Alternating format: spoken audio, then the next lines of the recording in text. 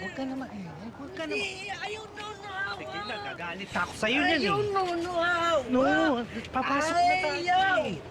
Sasakay na tayo, boss. Hindi nga. Yung Ano na? awa.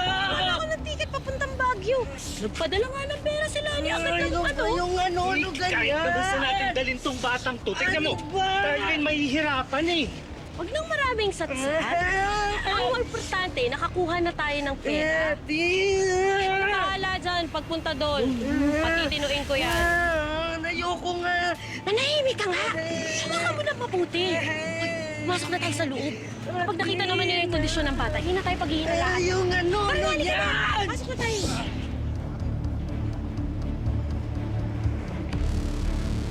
Hello, pare. Nandito ako ngayon sa isang stasyon ng boss eh. Nagbabakasakali ako, baka dito nila pinuslit yung bata eh. Balitaan na lang kita. Oh, sige. Pasensya na ho. Sinto ho kasi yung bata, kaya maingay. Pero patatahimikin na ho namin. Patatahimikin, hindi tatahimik to. Ito lang, oh. Tingnan lang natin kung may Uy! Ano ginawa mo? Atin mo na! Nasisiraan ka na talaga. Kaya na lang nakatulog. Tapos ako magbubuhat. Hindi ka naawa dito sa bata. Ha?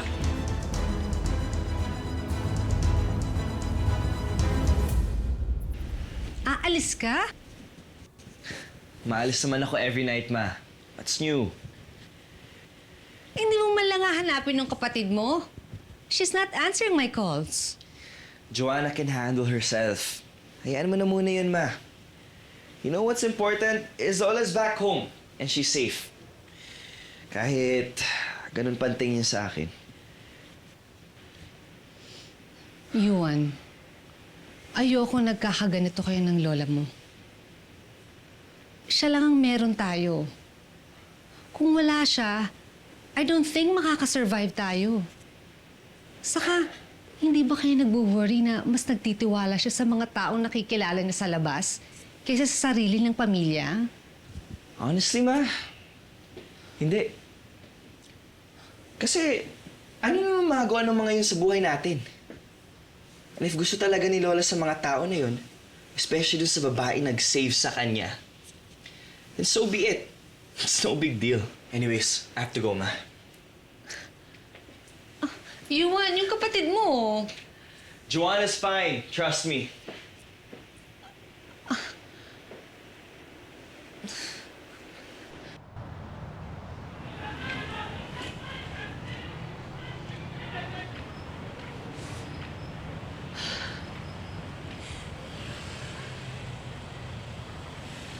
Ano? Nasaan ka na ba? Bakit parang ayaw naman tayong pagtagpuin? Hindi ko na alam kung hanggang kailan ko pa kakayanin na hindi kita kasama. Sana mahanap na kita. Oh, Diyos ko, ibalik niyo na sa akin ang kapatid ko na nakikiusap ako.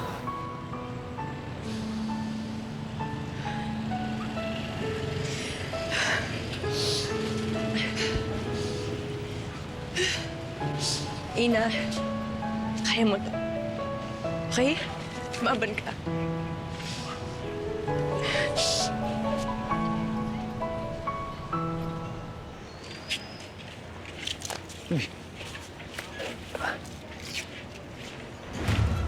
Laglag. Ingat.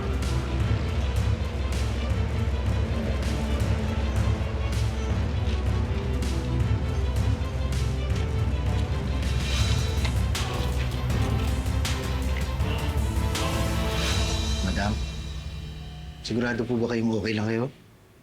Gusto niyo po pasundan natin yung mga apo niyo? No need, Edwin. Huwag mo nang pag-aksaya ng panahon yung mga yun. Hindi ko na alam kung anong gagawin ko sa mga batang yan.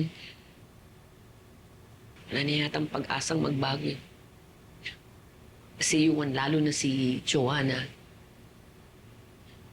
Pero alam mo, mas kinatatakot ko na baka matulad sila sa Tito Hector nila. Kambal sila. Kambal rin ang problemang binibigay nila sa akin. Mga apo ko sila, kaya mahal ko sila. Gusto ko lang naman maging maayos ang buhay nila. Kaya kahit masakit sa akin, pipilitin ko silang tiisin.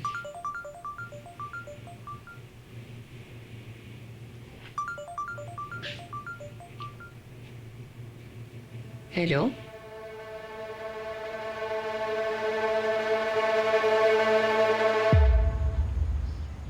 Diyos ko naman, Ina. Masasayang yung skincare ko kakaalala sa'yo. Akala ko may nangyari ng masama eh. Hindi kita makontak. O ano, totoo ba yung sinabi mo sa akin? Nahanap mo na ba si Nono? Yun na nga eh. Akala ko makikita ko na yung kapatid ko. Pinaasa lang pala ako. Uy, bawal mawala ng pag-asa, okay? Alam ko at naniniwala ako na mahanap mo si Nono, no? Di ba nga, laban lang? Kahit to, huwag ka nang lungkot-lungkot dyan.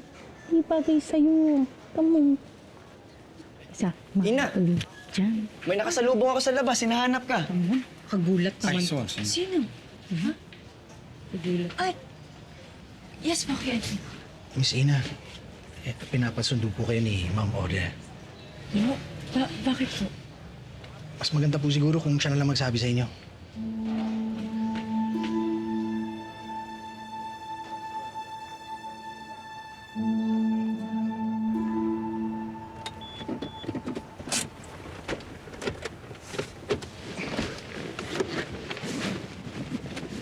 Kuya Edwin, hindi niyo pa po sinasagot yung tanong ko. Bakit ako pinatawag ni Lola Pink?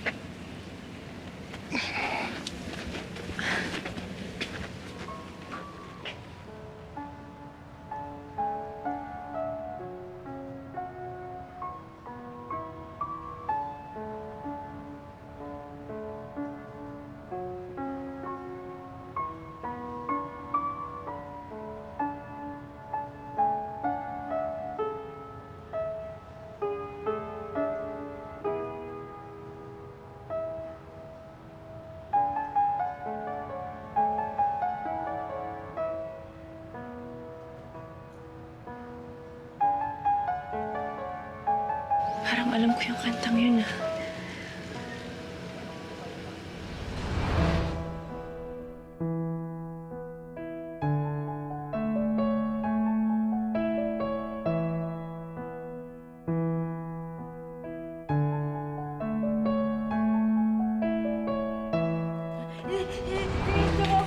Uy!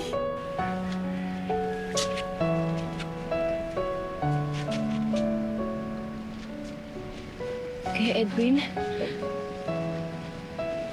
ano pong ibig sabihin yung naririnig ko? Mas maganda po kung si Ma'am Aurea na po magsabi sa inyo.